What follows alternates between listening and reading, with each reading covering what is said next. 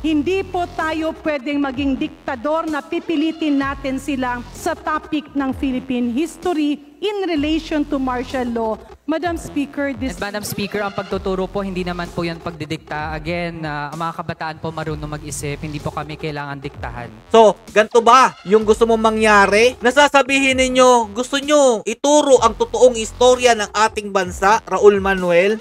Paano po nabilang sa mga bayani ang Aquino? Sabi dito mga lodi sa libro ha, si Dr. Jose Rizal kilala sa buong mundo. Apolinario Mabini ang dakilang lumpo. Bayaning mula sa Cavite, Emilio Aguinaldo. Naging ina ng demokrasya si Cory Aquino. At eto malupit mga lodi. Nagbuwis ng buhay si Ninoy Aquino, mga bayani ng lahi, tunay na modelo. Eto ba Raul Manuel ang gusto mong ituro ng ilang oras sa paaralan? Gising-gising na mga kabataan.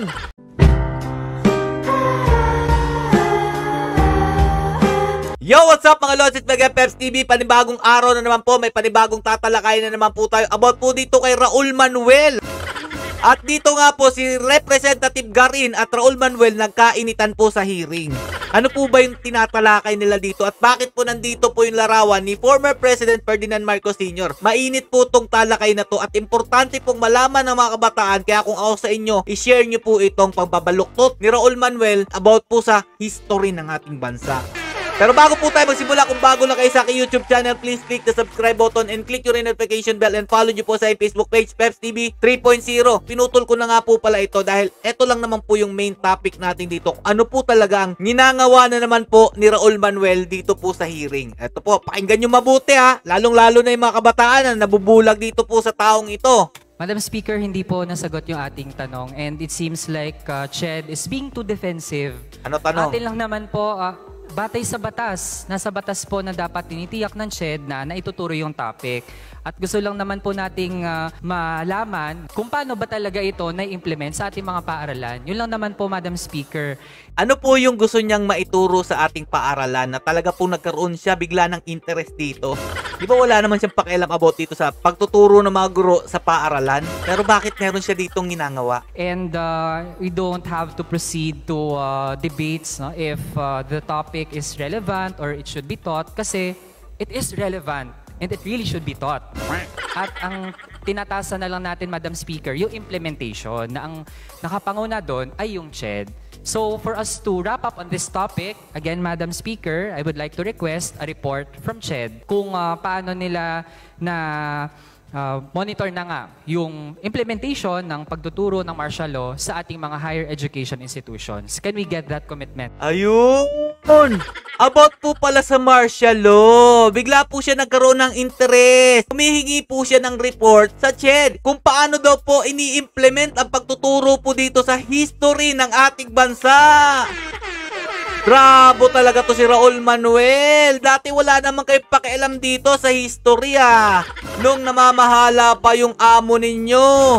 Pero ngayon, nagkaroon na po kayo bigla ng interest dito kung paano ito tinuturo sa paaralan. Mamaya po may papakita ako sa inyo na wala naman po talaga kayong pakialam kung mali o tama ba ang tinuturo sa paaralan. Pero ngayon, nagkaroon kayo ng interest ha. Tuloy pa po natin. Madam Speaker, distinguished colleague, with due courtesy to Kong Manuel, nasagot ko po ang tanong niya.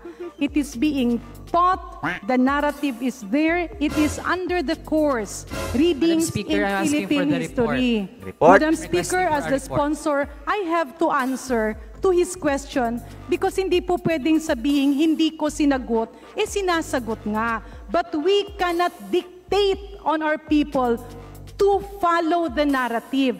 It is there, it is being taught, it is being said. If they are interested or not, then the challenge remains there.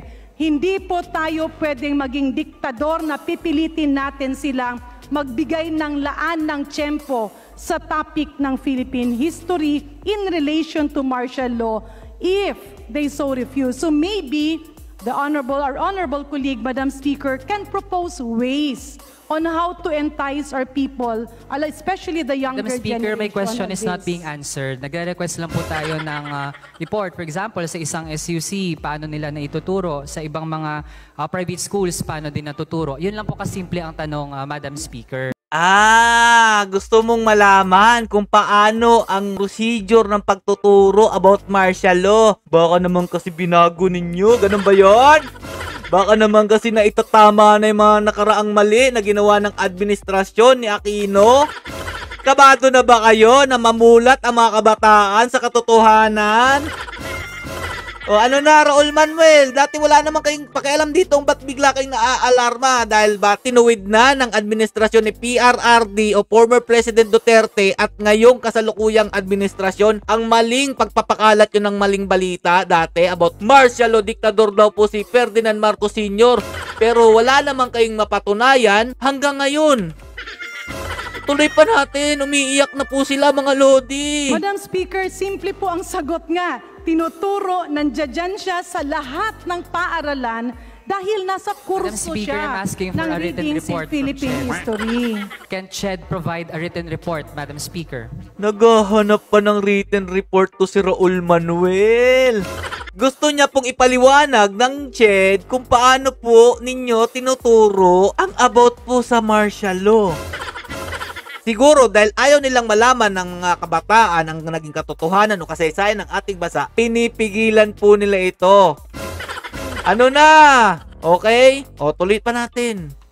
What written report, Madam Speaker, does the distinguished colleague want? Does he want to have a copy of the course, Readings in Philippine History, including of what is narrated there? What report does he want? Because if the report does he want is how many students are well aware of this, then we have to conduct a survey and the government cannot spend money on that, Madam Madam Speaker, Speaker. I'm not asking for that. I wanna know, for example, sa ating mga SUCs, ilan ba talaga ang nagtuturo at how long yung time na inaalat nila para ituro yan.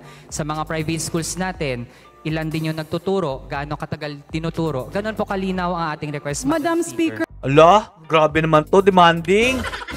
Oh, ilan daw po yung nagtuturo about po sa history, about martial law? Ilang oras daw po itong tinuturo sa mga kabataan? O bakit parang sobrang gusto mong malaman about dito sa statistic ng ating pagtuturo sa history ng ating bansa? O baka naman kasi gusto nyo kayo ang maglagay ng mga magtuturo na galing sa inyong kampo para pubulagin na naman ang isipan ng ating mga kabataan? Kaya po nagkakaganyan kayo, Raul Manuel. Bigla ka nagkaroon ng interest about dito sa martial law kung ilan po bang mga guro at ilang oras po ba at tinuturo ito sa paaralan? Ha? O mamaya mga Lodi, suplakin natin to. distinguished colleague, malinaw nga ang sagot.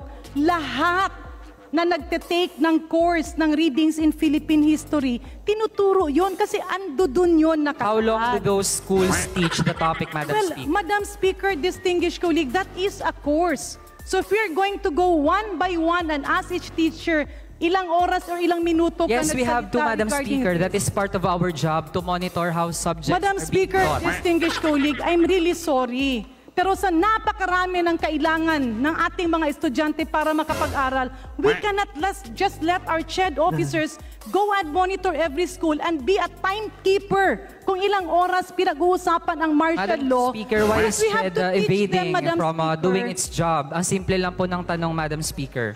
Madam Speaker, distinguished colleague, pasensya na po. Pero ilang beses ko na po sinasagot, yes, tinuturo, yes, ini-implement. Madam Speaker, But tanong po natin yung oras academic ng pagtuturo. freedom Bakit po hindi Academic yun na freedom. kayang magawa ng Commission on Higher Education?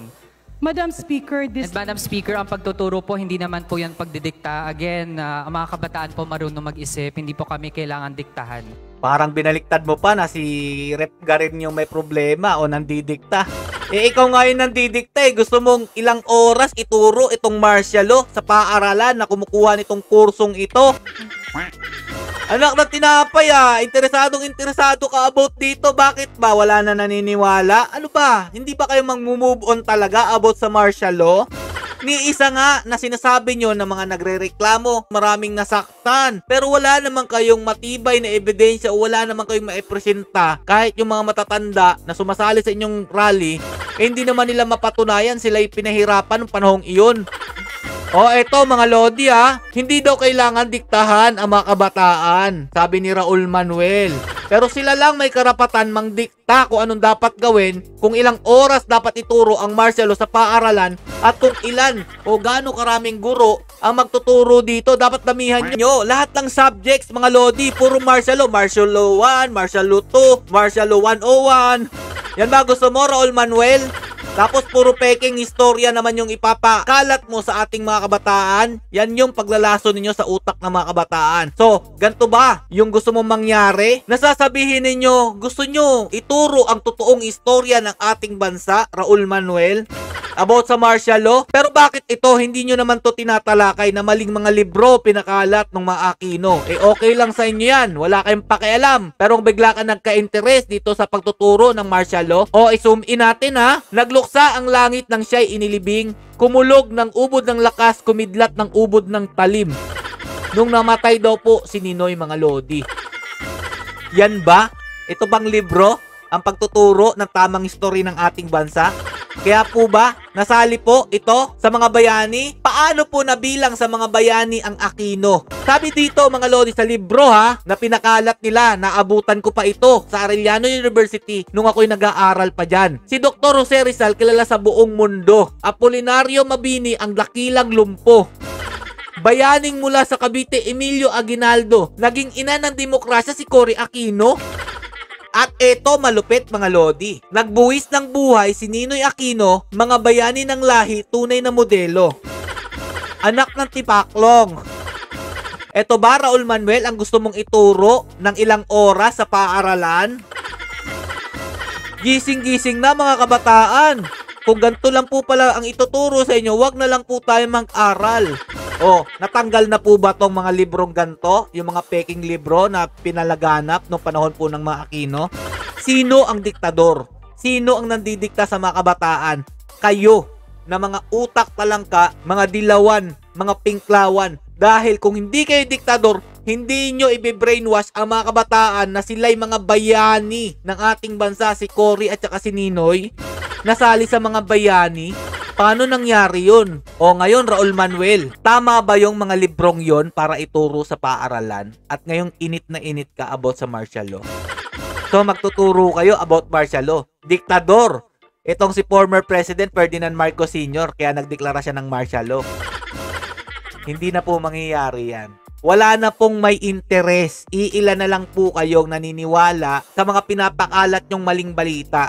Kaya mga lodi, yung mga kabataan ngayon, magising na kayo sa katotohanan. Kahit itong nagsasalita sa inyong harapan na si Raul Manuel, hindi niya nasaksihan mismo ng dalawa niyang mga mata kung ano nangyari nung panahon ng 1986. Sinong paniniwalaan nyo? Yung mga matatanda na 90% na nagsasabi na maayos ang pamamahala ni former President Ferdinand Marcos Sr. nung nagdeklara siya ng martial law sa ating bansa. Kayo na pong bahala sa katanungang ito. Comment nyo po kung naniniwala kayong hindi po naging diktador si former President Ferdinand Marcos Sr. dito. Stay safe and God bless you all.